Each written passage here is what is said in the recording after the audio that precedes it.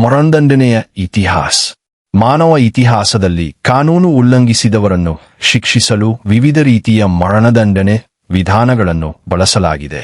ಪ್ರಾಚೀನ ಕಾಲದಿಂದ ಆಧುನಿಕ ಕಾಲದವರೆಗೆ ಸಮಾಜ ಮತ್ತು ಕಾನೂನು ವ್ಯವಸ್ಥೆಗಳು ಬದಲಾಗುತ್ತಿದ್ದಂತೆ ಮರಣದಂಡನೆಯ ವಿಧಾನಗಳು ಬದಲಾಗುತ್ತಾ ಬಂದಿವೆ. ಈ ಪ್ರಸ್ತುತಿಯಲ್ಲಿ ನಾವು ಇತಿಹಾಸದಲ್ಲಿ ಬಳಸಲಾಗಿದ್ದ 9 ಪ್ರಮುಖ ಮರಣದಂಡನೆ ವಿಧಾನಗಳ ಬಗ್ಗೆ ಸಂಕ್ಷಿಪ್ತವಾಗಿ ತಿಳಿದುಕೊಳ್ಳಲಿದ್ದೇವೆ. ಮೊದಲನೆಯದಾಗಿ ಬರ್ನಿಂಗ್ ಅಟ್ ದ ಸ್ಟೇಕ್, ಅಂದರೆ ವ್ಯಕ್ತಿಯನ್ನು ಮರದ ಕಂಬಕ್ಕೆ ಕಟ್ಟಿ ಬೆಂಕಿಯಿಂದ ಮರಣದಂಡನೆ ನೀಡುವ ವಿಧಾನ. ಇದು ಮುಖ್ಯವಾಗಿ ಯುರೋಪಿನ ಮಧ್ಯಯುಗದ ಕೆಲವು ಭಾಗಗಳಲ್ಲಿ ಬಳಸಲಾಗುತ್ತಿತ್ತು. The wheel, breaking on the wheel. ಇದರಲ್ಲಿ ದೊಡ್ಡ ಚಕ್ರವನ್ನು ಬಳಸಿಕೊಂಡು ಅತ್ಯಂತ ಕ್ರೂರ ರೀತಿಯಲ್ಲಿ ಶಿಕ್ಷೆ ನೀಡಲಾಗುತ್ತಿತ್ತು. ಮೂರನೆಯದು ಗೆಲ್ಲೋತೀನ್. ಫ್ರೆಂಚ್ ಕ್ರಾಂತಿಯ ಕಾಲದಲ್ಲಿ ಪ್ರಸಿದ್ಧವಾದ ಈ ಯಂತ್ರವು ತೀಕ್ಷ್ಣವಾದ ಬ್ಲೇಡ್ನ ಸಹಾಯದಿಂದ ತಲೆಯನ್ನು ಬೇರ್ಪಡಿಸುವ ಮೂಲಕ ಮರಣದಂಡನೆ ನೀಡುತ್ತಿತ್ತು. ನಾಲ್ಕನೆಯದು ಹ್ಯಾಂಗಿಂಗ್ ಎನ್ ಗ್ಯಾರಟ್. ನೇಣು ಹಾಕುವುದು ಪ್ರಪಂಚದ ಅನೇಕ ಭಾಗಗಳಲ್ಲಿ ಬಳಸಲಾಗಿದ್ದರೆ ಗ್ಯಾರೋಟ್ನಲ್ಲಿ ಕುತ್ತಿಗೆಯ ಸುತ್ತಲೂ ಬಿಗಿಗೊಳಿಸುವ ಸಾಧನವನ್ನು ಬಳಸಲಾಗುತ್ತಿತ್ತು. ಐದನೆಯದು ರುಥಿಯಸ್ ಆಕ್ಸ್, ಅಂದರೆ ಮರಣದಂಡನೆಗಾಗಿ ಬಳಸಲಾಗುತ್ತಿದ್ದ ದೊಡ್ಡ ಕೊಡಲಿ. ಆರನೆಯದು ಫೈರಿಂಗ್ ಸ್ಕ್ವಾಡ್. ಇದರಲ್ಲಿ ಸೈನಿಕರ ತಂಡವು ಗುಂಡು ಹಾರಿಸುವ ಮೂಲಕ ಶಿಕ್ಷೆ ನೀಡುತ್ತಿತ್ತು. ಮುಂದಿನ ವಿಧಾನಗಳು ಆಧುನಿಕ ತಂತ್ರಜ್ಞಾನಕ್ಕೆ ಸಂಬಂಧಿಸಿದವು. ಗ್ಯಾಸ್ ಚೇಂಬರ್ನಲ್ಲಿ ವಿಷಕಾರಿ ಅನಿಲವನ್ನು ಬಳಸಲಾಗುತ್ತಿತ್ತು. ಎಲೆಕ್ಟ್ರೋಕ್ಯೂಷನ್ನಲ್ಲಿ ವಿದ್ಯುತ್ ಪ್ರವಾಹದ ಮೂಲಕ ಮರಣದಂಡನೆ ನೀಡಲಾಗುತ್ತಿತ್ತು. ಕೊನೆಯದಾಗಿ ಲೀಥಲ್ ಇಂಜೆಕ್ಷನ್, ಅಂದರೆ ಔಷಧಿಗಳ ಇಂಜೆಕ್ಷನ್ ಮೂಲಕ ಮರಣದಂಡನೆ ನೀಡುವ ವಿಧಾನ. ಈ ಎಲ್ಲಾ ವಿಧಾನಗಳು ಕಾನೂನು, ಸಮಾಜ, ತಂತ್ರಜ್ಞಾನ ಮತ್ತು ಮಾನವ ಹಕ್ಕುಗಳ ಇತಿಹಾಸದ ಬದಲಾವಣೆಯನ್ನು ತೋರಿಸುತ್ತವೆ. ಈ ಪ್ರಸ್ತುತಿ ಯಾವುದೇ ಕ್ರೂರತೆಯನ್ನು ಉತ್ತೇಜಿಸುವುದಲ್ಲ, ಬದಲಾಗಿ ಇತಿಹಾಸದಲ್ಲಿ ಮರಣದಂಡನೆ ಹೇಗೆ ಬದಲಾಗುತ್ತಾ ಬಂದಿದೆ ಮತ್ತು ಮಾನವೀಯತೆ ಹಾಗೂ ನ್ಯಾಯದ ಕಲ್ಪನೆಗಳು ಹೇಗೆ ಕಂಬಕ್ಕೆ ಕಟ್ಟಿ ಸುಡುವ ಶಿಕ್ಷೆ. ಬರ್ನಿಂಗ್ ಆಟ್ ದ ಸ್ಟೇಕ್ ಎಂದರೆ ಇತಿಹಾಸದಲ್ಲಿ ಬಳಸಲಾಗುತ್ತಿದ್ದ ಒಂದು ಅತ್ಯಂತ ಕಠಿಣ ಮತ್ತು ಕ್ರೂರ ಮರಣದಂಡನೆ ವಿಧಾನ.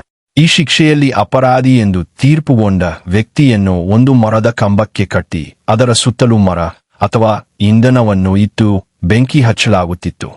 ಈ ಪದ್ಧತಿ ಮುಖ್ಯವಾಗಿ ಯುರೋಪಿನ ಕೆಲವು ಭಾಗಗಳಲ್ಲಿ, ವಿಶೇಷವಾಗಿ ಮಧ್ಯಯುಗ ಮತ್ತು ನಂತರದ ಆರಂಭಿಕ ಆಧುನಿಕ ಕಾಲದಲ್ಲಿ ಕಂಡುಬರುತ್ತಿತ್ತು.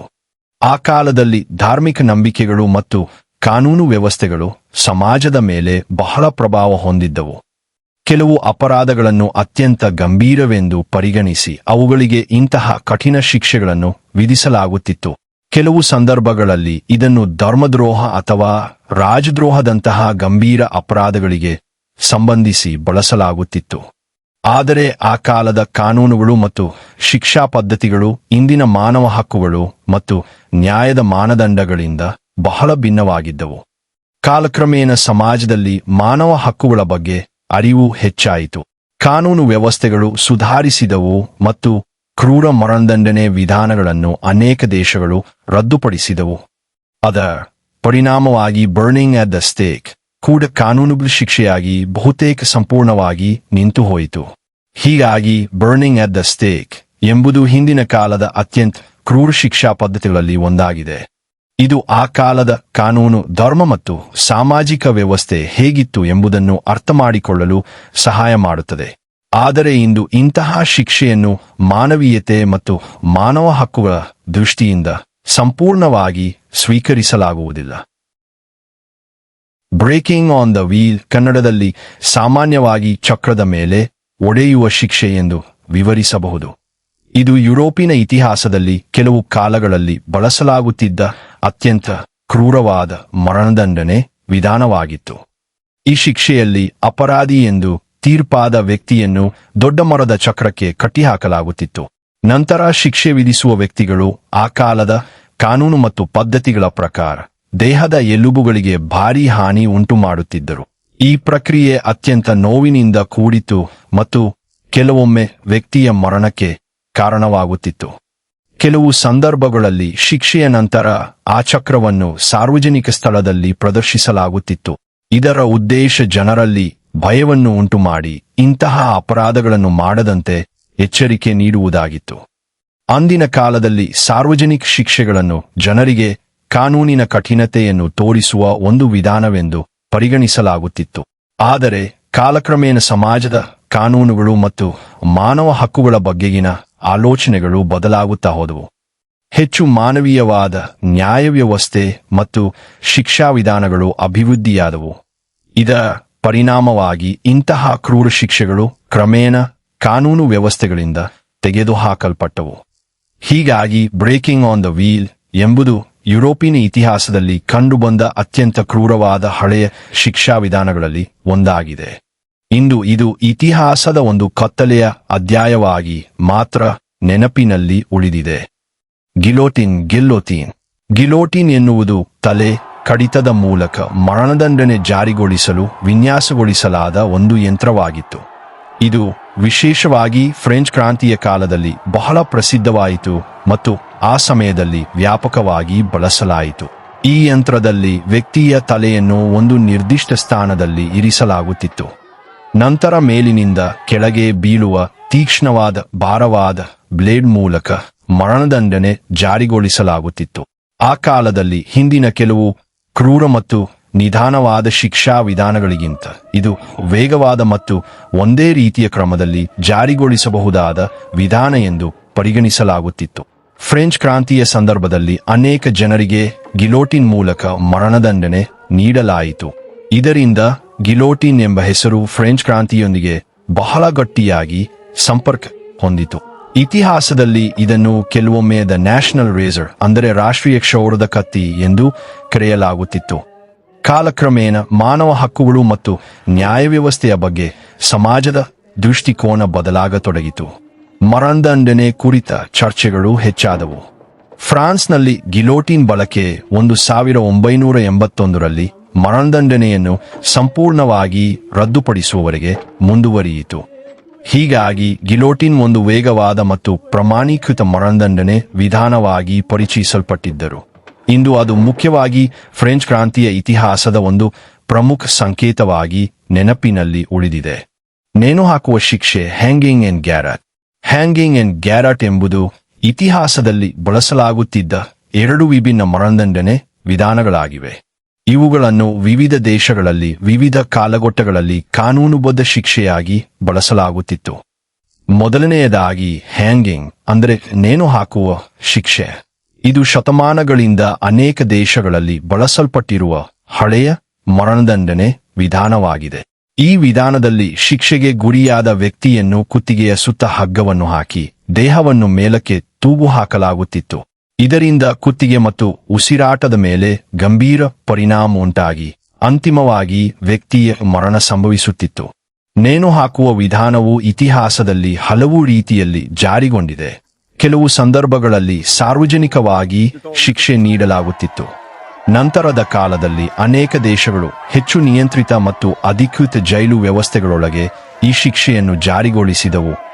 ಆದರೆ ಕಾಲಕ್ರಮೇಣ ಮಾನವ ಹಕ್ಕುಗಳು, ನ್ಯಾಯಾಂಗ ಸುಧಾರಣೆಗಳು ಮತ್ತು ಮಾನವೀಯ ಶಿಕ್ಷಾ ಪದ್ಧತಿಗಳ ಬಗ್ಗೆ ಜಾಗೃತಿ ಹೆಚ್ಚಾದಂತೆ ಅನೇಕ ದೇಶಗಳು ನೇಣು ಶಿಕ್ಷೆಯನ್ನು ಕಡಿಮೆ ಮಾಡಿವೆ ಅಥವಾ ಸಂಪೂರ್ಣವಾಗಿ ರದ್ದುಪಡಿಸಿವೆ. ಇನ್ನು ಗ್ಯಾರಟ್ ವ್ಯವಸ್ಥೆ ಕುತ್ತಿಗೆಯನ್ನು ಒತ್ತಡಕ್ಕೆ ಒಳಪಡಿಸುವ ಮೂಲಕ ಮರಣದಂಡನೆ ನೀಡಲು ಇತಿಹಾಸದಲ್ಲಿ ಬಳಸಲಾಗುತ್ತಿದ್ದ ಒಂದು ಸಾಧನವಾಗಿತ್ತು. ಇದರಲ್ಲಿ ವ್ಯಕ್ತಿಯನ್ನು ಒಂದು ಆಸನ ಅಥವಾ ಸ್ಥಿರವಾದ ವ್ಯವಸ್ಥೆಗೆ ಕಟ್ಟಿಹಾಕಿ ಕುತ್ತಿಗೆಯ ಸುತ್ತಲಿನ ಭಾಗಕ್ಕೆ ಒತ್ತಡ ನೀಡಲಾಗುತ್ತಿತ್ತು. ಈ ವಿಧಾನವು ವಿಶೇಷವಾಗಿ ಸ್ಪೇನ್ ಮತ್ತು ಕೆಲವು ಹಿಂದಿನ ಸ್ಪ್ಯಾನಿಷ್ ವಸಾಹತು ಪ್ರದೇಶಗಳೊಂದಿಗೆ ಹೆಚ್ಚು ಸಂಬಂಧ ಹೊಂದಿತ್ತು. ಇತಿಹಾಸದಲ್ಲಿ ಇದನ್ನು ಅಧಿಕೃತ ಮರಣದಂಡನೆ ವಿಧಾನವಾಗಿ ಬಳಸಲಾಗುತ್ತಿತ್ತು. ಆದರೆ ಆಧುನಿಕ ಕಾಲದಲ್ಲಿ ಕಾನೂನು ವ್ಯವಸ್ಥೆಗಳು ಬದಲಾಗಿದ್ದು ಮಾನವ ಹಕ್ಕುಗಳು ಮತ್ತು ಮಾನವೀಯ ನ್ಯಾಯದ ತತ್ವಗಳಿಗೆ ಹೆಚ್ಚಿನ ಮಹತ್ವ ದೊರೆತ ಕಾರಣ ಗ್ಯಾರೋಟ್ ಈಗ ಆಧುನಿಕ ಕಾನೂನುಬದ್ಧ ಮರಣದಂಡನೆ ವಿಧಾನವಾಗಿ ಬಳಸಲಾಗುವುದಿಲ್ಲ. ಹೀಗಾಗಿ ಹ್ಯಾಂಗಿಂಗ್ ಮತ್ತು ಗ್ಯಾರಟ್ ಎರಡೂ ಇತಿಹಾಸದ ಮರಣದಂಡನೆ ವಿಧಾನಗಳ ಉದಾಹರಣೆಗಳಾಗಿವೆ.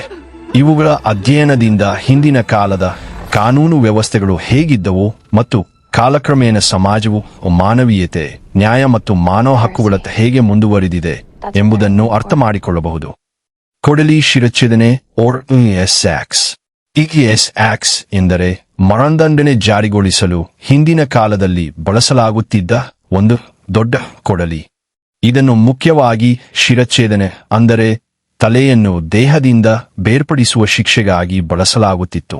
ಈ ಶಿಕ್ಷೆಯನ್ನು ಜಾರಿಗೊಳಿಸುವ ವ್ಯಕ್ತಿಯನ್ನು ಹೆಡ್ಮ್ಯಾನ್ ಅಥವಾ ಎಕ್ಸಿಕ್ಯೂಷನರ್ ಎಂದು ಕರೆಯಲಾಗುತ್ತಿತ್ತು. ಕನ್ನಡದಲ್ಲಿ ಇವರನ್ನು ಸರಳವಾಗಿ ಶಿಕ್ಷೆ ಜಾರಿಗೊಳಿಸುವ ಅಧಿಕಾರಿ ಅಥವಾ ಮರಣದಂಡನೆ ಜಾರಿಗೊಳಿಸುವ ವ್ಯಕ್ತಿ ಎಂದು ಹೇಳಬಹುದು. ಇತಿಹಾಸದಲ್ಲಿ ಯುರೋಪಿನ ಹಲವು ಭಾಗಗಳಲ್ಲಿ ಈ ರೀತಿಯ ಮರಣದಂಡನೆ ಬಳಕೆಯಲ್ಲಿತ್ತು. ಕೆಲವು ಕಾಲಘಟ್ಟಗಳಲ್ಲಿ ಸಾಮಾನ್ಯ ಅಪರಾಧಿಗಳಿಗೆ ಮಾತ್ರವಲ್ಲದೆ ರಾಜವಂಶದವರು, ಗಣ್ಯರು ಮತ್ತು ಉನ್ನತ ಸಾಮಾಜಿಕ ಸ್ಥಾನ ಹೊಂದಿದ್ದ ಕೈದಿಗಳಿಗೆ ಸಹ ಈ ವಿಧಾನವನ್ನು ಬಳಸಲಾಗುತ್ತಿತ್ತು. ಕೆಲವು ಐತಿಹಾಸಿಕ ಸಮಾಜಗಳಲ್ಲಿ ಸಾಮಾಜಿಕ ಸ್ಥಾನಮಾನಕ್ಕೆ ಅನುಗುಣವಾಗಿ ಮರಣದಂಡನೆಯ ವಿಧಾನವು ಬದಲಾಗುತ್ತಿತ್ತು. ಆದ್ದರಿಂದ ಉನ್ನತ ಸ್ಥಾನದಲ್ಲಿದ್ದ ವ್ಯಕ್ತಿಗಳಿಗೆ ಕೆಲವು ಸಂದರ್ಭಗಳಲ್ಲಿ ಕತ್ತಿ ಅಥವಾ ದೊಡ್ಡ ಕೊಡಲಿಯಿಂದ ಶಿರಚ್ಛೇದನೆ ಮಾಡಲಾಗುತ್ತಿತ್ತು.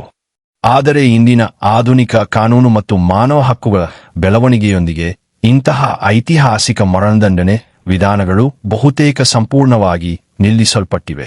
ಹೀಗಾಗಿ ಎಸ್ ಆಕ್ಸ್ ಎನ್ನುವುದು ಕೇವಲ ಒಂದು ಆಯುಧವಲ್ಲ, ಅದು ಹಿಂದಿನ ಕಾಲದ ಕಾನೂನು ವ್ಯವಸ್ಥೆ, ಮರಣದಂಡನೆ ಪದ್ಧತಿ ಮತ್ತು ಸಾಮಾಜಿಕ ವರ್ಗಭೇದದ ಇತಿಹಾಸವನ್ನು ತೋರಿಸುವ ಒಂದು ಉದಾಹರಣೆಯಾಗಿದೆ. ಗುಂಡು ಹಾರಿಸುವ ಫೈರಿಂಗ್ ಸ್ಕ್ವಾಡ್. ಫೈರಿಂಗ್ ಸ್ಕ್ವಾಡ್ ಎಂದರೆ ಮರಣದಂಡನೆಯನ್ನು ಜಾರಿಗೊಳಿಸುವ ಒಂದು ವಿಧಾನ.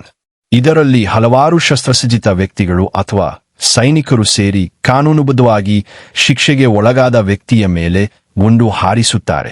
ಈ ವಿಧಾನವನ್ನು ಇತಿಹಾಸದಲ್ಲಿ ಮುಖ್ಯವಾಗಿ ಸೈನಿಕ ನ್ಯಾಯ ವ್ಯವಸ್ಥೆಯಲ್ಲಿ ಬಳಸಲಾಗುತ್ತಿತ್ತು. ವಿಶೇಷವಾಗಿ ಯುದ್ಧಕಾಲದಲ್ಲಿ ಅಥವಾ ಸೈನಿಕ ಕಾನೂನು ಉಲ್ಲಂಘಿಸಿದ ಸಂದರ್ಭಗಳಲ್ಲಿ ಸೈನಿಕ ನ್ಯಾಯಾಲಯದ ತೀರ್ಪಿನ ಆಧಾರದ ಮೇಲೆ ಈ ರೀತಿಯ ಮರಣದಂಡನೆ ಜಾರಿಗೊಳಿಸಲಾಗುತ್ತಿತ್ತು. ಫೈರಿಂಗ್ ನಲ್ಲಿ ಒಬ್ಬ ವ್ಯಕ್ತಿಯ ಬದಲು ಸಾಮಾನ್ಯವಾಗಿ ಹಲವಾರು ಶೂಟರ್ಗಳು ಭಾಗವಹಿಸುತ್ತಾರೆ. ಇದು ಹಳೆಯ ಕಾಲದಲ್ಲಿ ಸೈನಿಕ ಶಿಸ್ತಿನ ಕಠಿಣತೆಯನ್ನು ತೋರಿಸುವ ಒಂದು ವಿಧಾನವಾಗಿತ್ತು. ಇತಿಹಾಸದಲ್ಲಿ ಕೆಲವು ದೇಶಗಳಲ್ಲಿ ಇದು ಸಾಮಾನ್ಯ ಕಾನೂನುಬದ್ಧ ಮರಣದಂಡನೆ ವಿಧಾನವಾಗಿಯೂ ಬಳಕೆಯಲ್ಲಿತ್ತು. ಆದರೆ ಕಾಲಕ್ರಮೇಣ ಅನೇಕ ದೇಶಗಳು ಮರಣದಂಡನೆಗೆ ಸಂಬಂಧಿಸಿದ ಕಾನೂನುಗಳನ್ನು ಬದಲಾಯಿಸಿದವು ಮತ್ತು ಇಂತಹ ವಿಧಾನಗಳನ್ನು ನಿಲ್ಲಿಸಿದವು. ಇಂದಿಗೂ ಕೆಲವು ಅತಿ ಕಡಿಮೆ ಸಂಖ್ಯೆಯ ನ್ಯಾಯವ್ಯವಸ್ಥೆಗಳಲ್ಲಿ ಫೈರಿಂಗ್ ಸ್ಕ್ವಾಡ್ ಕಾನೂನುಬದ್ಧವಾಗಿ ಲಭ್ಯವಿರುವ ಮರಣದಂಡನೆ ವಿಧಾನವಾಗಿರಬಹುದು. ಆದರೆ ಅದರ ಬಳಕೆ ಅತ್ಯಂತ ಅಪರೂಪವಾಗಿದೆ ಮತ್ತು ದೇಶದಿಂದ ದೇಶಕ್ಕೆ ಕಾನೂನುಗಳು ಭಿನ್ನವಾಗಿರುತ್ತವೆ. ಹೀಗಾಗಿ ಫೈರಿಂಗ್ ಸ್ಕ್ವಾಡ್ ಎಂಬುದು ಮುಖ್ಯವಾಗಿ ಸೈನಿಕ ನ್ಯಾಯ ಮತ್ತು ಐತಿಹಾಸಿಕ ಮರಣದಂಡನೆ ಪದ್ಧತಿಗಳೊಂದಿಗೆ ಸಂಬಂಧ ಹೊಂದಿರುವ ಒಂದು ವಿಧಾನವಾಗಿದೆ. ಇದು ಇತಿಹಾಸದಲ್ಲಿ ಕಾನೂನು, ಸೈನಿಕ ಶಿಸ್ತು ಮತ್ತು ಮರಣದಂಡನೆ ವ್ಯವಸ್ಥೆಗಳ ಬೆಳವಣಿಗೆಯನ್ನು ಅರ್ಥಮಾಡಿಕೊಳ್ಳಲು ಸಹಾಯ ಮಾಡುತ್ತದೆ. ವಿಷಕಾರಿ ಅನಿಲ ಕೊಠಡಿ or gas chamber. Gas chamber ಅನ್ನು ಕನ್ನಡದಲ್ಲಿ ವಿಷಕಾರಿ ಅನಿಲ ಕೊಠಡಿ ಅಥವಾ ಅನಿಲ ಕೊಠಡಿ ಎಂದು ಕರೆಯಬಹುದು. ಇದು 20ನೇ ಶತಮಾನದಲ್ಲಿ ಪರಿಚಯಿಸಲಾದ ಒಂದು ಆಧುನಿಕ ಮರಣದಂಡನೆ ವಿಧಾನವಾಗಿತ್ತು. ಈ ವಿಧಾನದಲ್ಲಿ ಮರಣದಂಡನೆಗೆ ಒಳಗಾದ ವ್ಯಕ್ತಿಯನ್ನು ಒಂದು ಮುಚ್ಚಿದ ಮತ್ತು ಸೀಲ್ ಮಾಡಲಾದ ಕೊಠಡಿಯಲ್ಲಿ ಇರಿಸಲಾಗುತ್ತಿತ್ತು. ನಂತರ ಆ ಕೊಠಡಿಯೊಳಗೆ ವಿಷಕಾರಿ ಅನಿಲವನ್ನು ಬಿಡುಗಡೆ ಮಾಡಲಾಗುತ್ತಿತ್ತು. ಆ ಅನಿಲದ ಪರಿಣಾಮದಿಂದ ವ್ಯಕ್ತಿಯ ದೇಹದ ಪ್ರಮುಖ ಜೀವಶಾಸ್ತ್ರೀಯ ಕಾರ್ಯಗಳು ತೀವ್ರವಾಗಿ ಹಾನಿಗೊಳಗಾಗುತ್ತವೆ ಮತ್ತು ಅಂತಿಮವಾಗಿ ಮರಣ ಸಂಭವಿಸುತ್ತಿತ್ತು. ಈ ವಿಧಾನವನ್ನು ಮುಖ್ಯವಾಗಿ ಅಮೆರಿಕದ ಕೆಲವು ರಾಜ್ಯಗಳಲ್ಲಿ ಕಾನೂನುಬದ್ಧ ಮರಣದಂಡನೆ ವಿಧಾನವಾಗಿ ಬಳಸಲಾಗುತ್ತಿತ್ತು. ಆದರೆ ಕಾಲಕ್ರಮೇಣ ಈ ವಿಧಾನಕ್ಕೆ ಸಂಬಂಧಿಸಿದಂತೆ ಹಲವಾರು ಕಾನೂನು ಮತ್ತು ನೈತಿಕ ಪ್ರಶ್ನೆಗಳು ಉದ್ಭವಿಸಿದವು. ಮರಣದಂಡನೆ ಪ್ರಕ್ರಿಯೆಯಲ್ಲಿ ಉಂಟಾಗಬಹುದಾದ ನೋವು, ಮಾನವೀಯತೆ ಮತ್ತು ಕ್ರೂರತೆಯ ಬಗ್ಗೆ ಚರ್ಚೆಗಳು ನಡೆದವು. ಈ ಕಾರಣಗಳಿಂದಾಗಿ ಅನೇಕ ಸ್ಥಳಗಳಲ್ಲಿ ಗ್ಯಾಸ್ ಚೇಂಬರ್ ಬಳಕೆ ನಿಲ್ಲಿಸಲಾಯಿತು ಅಥವಾ ಬಹಳ ಅಪರೂಪವಾಯಿತು. ಇಂದಿನ ಕಾಲದಲ್ಲಿ ಇದು ಅತ್ಯಂತ ವಿರಳವಾಗಿ ಕಾಣುವ ಮರಣದಂಡನೆ ವಿಧಾನವಾಗಿದೆ. ಹೀಗಾಗಿ ಗ್ಯಾಸ್ ಚೇಂಬರ್ ಎಂಬುದು 20ನೇ ಶತಮಾನದಲ್ಲಿ ಬಳಕೆಗೆ ಬಂದ ಐತಿಹಾಸಿಕ ಮರಣದಂಡನೆ ವಿಧಾನವಾಗಿದ್ದು, ಕಾನೂನು, ಮಾನವ ಹಕ್ಕುಗಳು ಮತ್ತು ನೈತಿಕ ಚರ್ಚೆಗಳ ಕಾರಣದಿಂದಾಗಿ ಇಂದಿಗೆ ಅದರ ಬಳಕೆ ಅತ್ಯಂತ ಕಡಿಮೆಯಾಗಿದೆ. ವಿದ್ಯುತ್ ಪ್ರವಾಹದ ಮೂಲಕ ಮರಣದಂಡನೆ ಓರ್ ಎಲೆಕ್ಟ್ರೋಕ್ಯೂಷನ್. ಎಲೆಕ್ಟ್ರೋಕ್ಯೂಷನ್ ಅನ್ನು ಕನ್ನಡದಲ್ಲಿ ವಿದ್ಯುತ್ ಪ್ರವಾಹದ ಮೂಲಕ ಮರಣದಂಡನೆ ಎಂದು ಹೇಳಬಹುದು. ಇದು ಒಂದು ಐತಿಹಾಸಿಕ ಮರಣದಂಡನೆ ವಿಧಾನವಾಗಿದ್ದು, ಇದರಲ್ಲಿ ವಿಶೇಷವಾಗಿ ವಿನ್ಯಾಸಗೊಳಿಸಲಾದ ವಿದ್ಯುತ್ ಕುರ್ಚಿ ಎಲೆಕ್ಟ್ರಿಕ್ ಚೇರ್ ಬಳಸಲಾಗುತ್ತಿತ್ತು. ಶಿಕ್ಷೆಗೆ ಒಳಗಾದ ವ್ಯಕ್ತಿಯನ್ನು ಆ ಕುರ್ಚಿಯಲ್ಲಿ ಸುರಕ್ಷಿತವಾಗಿ ಸ್ಥಿರಗೊಳಿಸಿ ನಂತರ ನಿಯಂತ್ರಿತ ವಿದ್ಯುತ್ ಪ್ರವಾಹವನ್ನು ಹರಿಸಲಾಗುತ್ತಿತ್ತು. ಈ ವಿಧಾನವು ಮುಖ್ಯವಾಗಿ 19ನೇ ಶತಮಾನದ ಕೊನೆಯ ಭಾಗ ಮತ್ತು 20ನೇ ಶತಮಾನದಲ್ಲಿ ಅಮೆರಿಕದೊಂದಿಗೆ ಹೆಚ್ಚು ಸಂಬಂಧ ಹೊಂದಿತ್ತು. ಆ ಕಾಲದಲ್ಲಿ ಇದನ್ನು ಮರಣದಂಡನೆ ಜಾರಿಗೊಳಿಸುವ ಒಂದು ಆಧುನಿಕ ವಿಧಾನವೆಂದು ಪರಿಗಣಿಸಲಾಗುತ್ತಿತ್ತು. ಆದರೆ ಕಾಲಕ್ರಮೇಣ ವಿದ್ಯುತ್ ಕುರ್ಚಿಯ ಬಳಕೆಯ ಬಗ್ಗೆ ಕಾನೂನು, ಮಾನವ ಹಕ್ಕುಗಳು ಮತ್ತು ನೈತಿಕ ಪ್ರಶ್ನೆಗಳು ಉದ್ಭವಿಸಿದವು. ಈ ಕಾರಣದಿಂದಾಗಿ ಅನೇಕ ಸ್ಥಳಗಳಲ್ಲಿ ಇದನ್ನು ಇತರ ಮರಣದಂಡನೆ ವಿಧಾನಗಳಿಂದ ಬದಲಾಯಿಸಲಾಯಿತು. ಇಂದಿನ ದಿನಗಳಲ್ಲಿ ಎಲೆಕ್ಟ್ರೋಕ್ಯೂಷನ್ ಬಹಳ ಅಪರೂಪವಾಗಿದೆ. ಆದರೂ ಕೆಲವು ನ್ಯಾಯವ್ಯವಸ್ಥೆಗಳಲ್ಲಿ ಇದು ಕಾನೂನುಬದ್ಧ ಆಯ್ಕೆಯಾಗಿ ಇನ್ನೂ ಉಳಿದಿರಬಹುದು.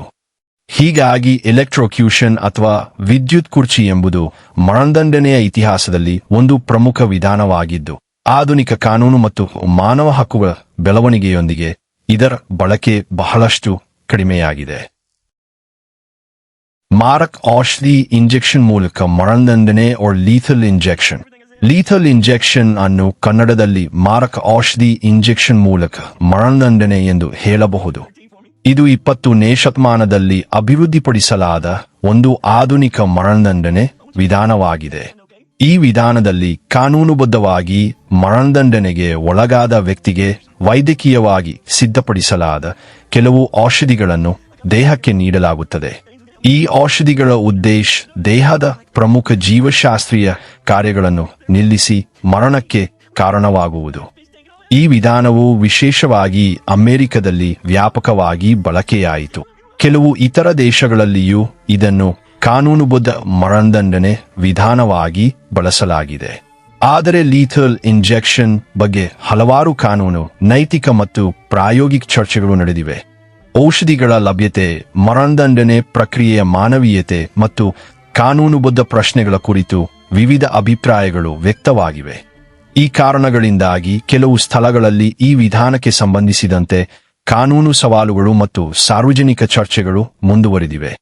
ಹೀಗಾಗಿ ಲೀಥಲ್ ಇಂಜೆಕ್ಷನ್ ಆಧುನಿಕ ಕಾಲದಲ್ಲಿ ಅಭಿವೃದ್ಧಿಪಡಿಸಲಾದ ಪ್ರಮುಖ ಮರಣದಂಡನೆ ವಿಧಾನಗಳಲ್ಲಿ ಒಂದಾಗಿದೆ. ಆದರೆ ಇದರ ಬಳಕೆ ಕಾನೂನು, ಮಾನವ ಹಕ್ಕುಗಳು ಮತ್ತು ನೈತಿಕ ವಿಚಾರಗಳೊಂದಿಗೆ ನಿರಂತರವಾಗಿ ಚರ್ಚೆಗೆ ಒಳಪಟ್ಟಿದೆ.